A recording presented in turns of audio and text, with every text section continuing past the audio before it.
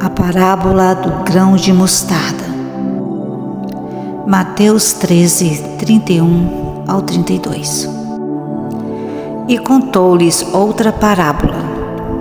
O reino dos céus é como um grão de mostarda que um homem plantou em seu campo.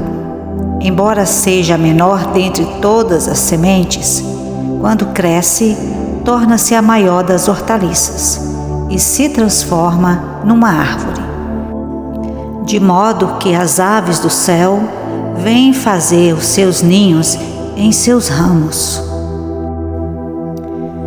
Jesus está falando a respeito do crescimento do reino dos céus.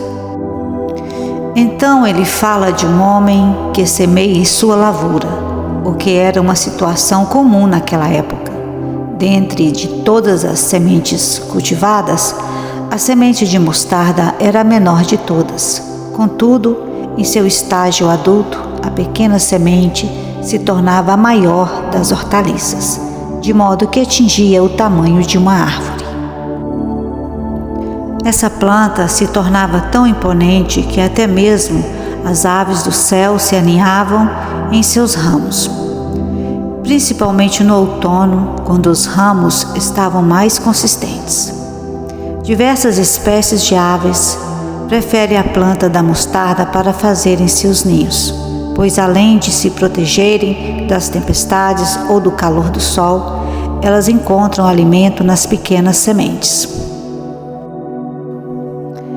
As referências aos pássaros que fazem ninhos em seus ramos também sugere a entrada de muitos povos no reino, pois esta árvore acolhedora seria uma imagem da consistência do reino de Deus.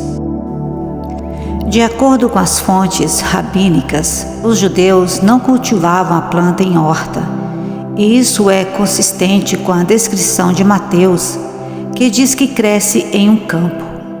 Lucas escreve a parábola com a planta em uma horta. Presume-se que a história foi adaptada para um público fora da Palestina. Ezequiel 31:6.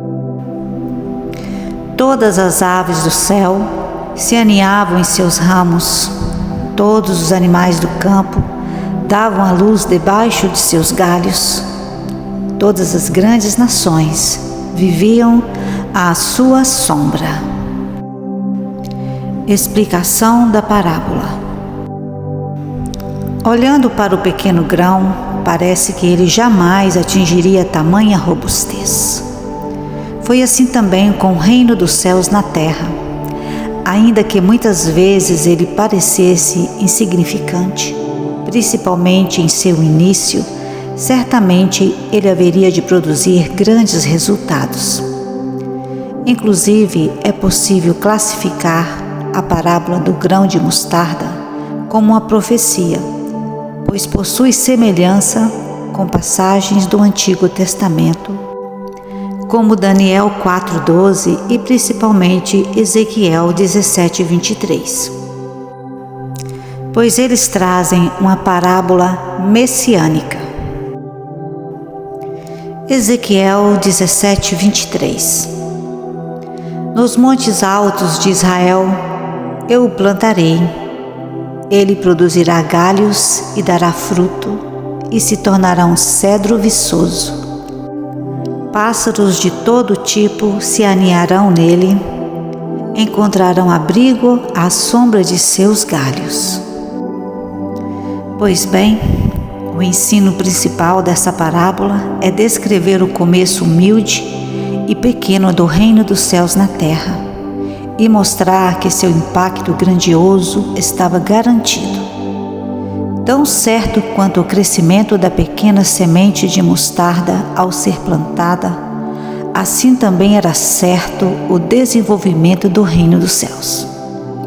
Vemos isso ao analisarmos o ministério de Jesus e o início da pregação do Evangelho por seus 12 discípulos. Comparando com a população do Império Romano da época, ou apenas com o número de pessoas que viviam na Palestina, aos olhos humanos, o reino dos céus parecia insignificante. Os seguidores de Cristo eram um grupo de pessoas rudes, pecadores ou trabalhadores que ocupavam cargos sem muita expressão.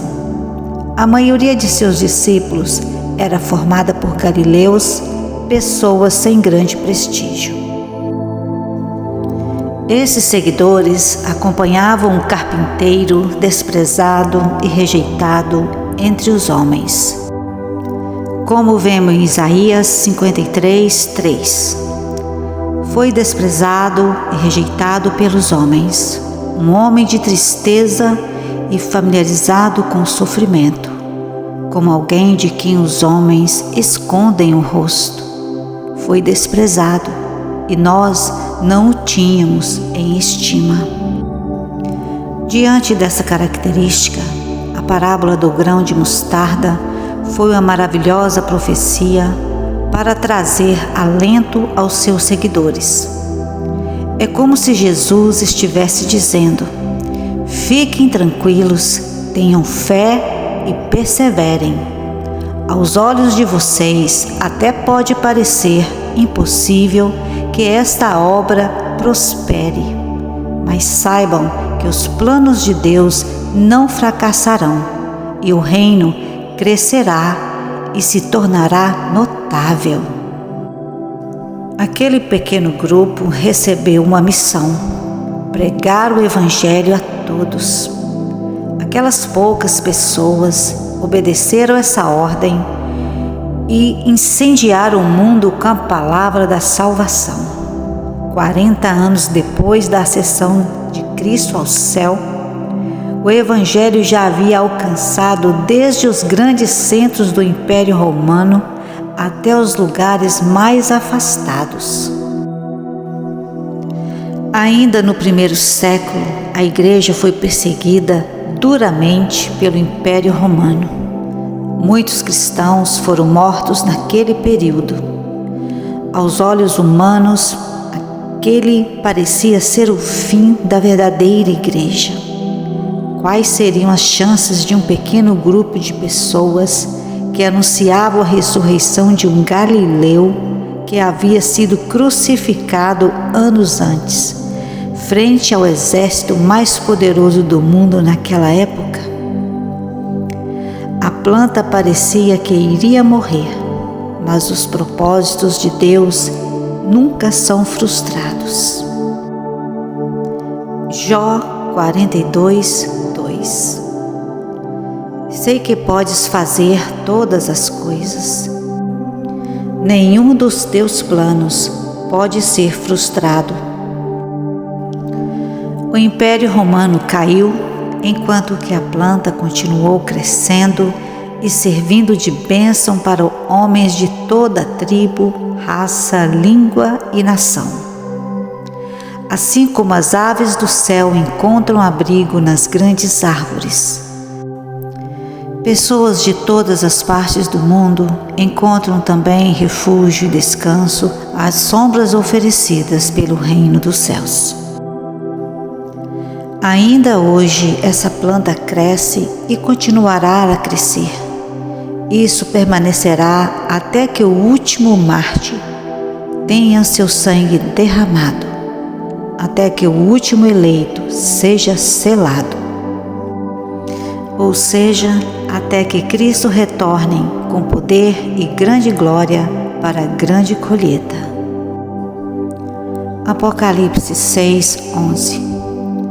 E foram dadas a cada um compridas vestes brancas, e foi-lhes dito que repousassem ainda um pouco de tempo, até que também se completasse o número de seus conservos e seus irmãos, que haviam de ser mortos como eles foram.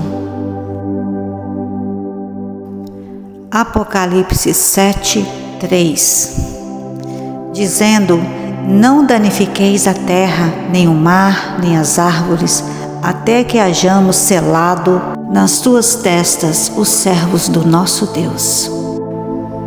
A mostarda cresce inteiramente selvagem, embora possa ser aprimorada com transplante. Mas, por outro lado, raramente é possível tornar o campo livre dela, pois a semente, quando cai, germina imediatamente. Embora o domínio tenha aparecido pequeno como uma semente durante o ministério de Jesus, ele iria inexoravelmente crescer até se tornar algo grande e firmemente enraizado, onde alguns encontrariam abrigo e outros achariam detestável e tentariam erradicar. Grandes resultados começam com pequenas iniciativas. Muitas vezes pensamos em não fazer algo na obra de Deus por acreditar que aquilo não terá grande importância.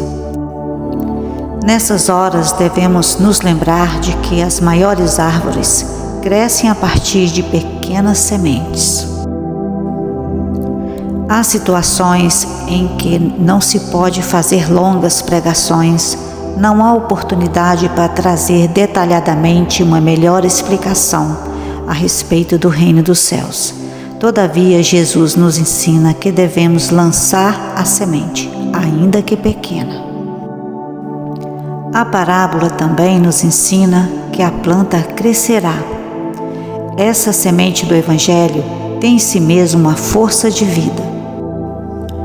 A promessa que foi feita diz que a planta continuará crescendo, mesmo que nossos olhos não percebam. Por mais que sejamos bem-aventurados em participar e trabalhar na obra para a expansão do reino, o crescimento de fato quem dá é o próprio Deus, conforme vemos em Marcos.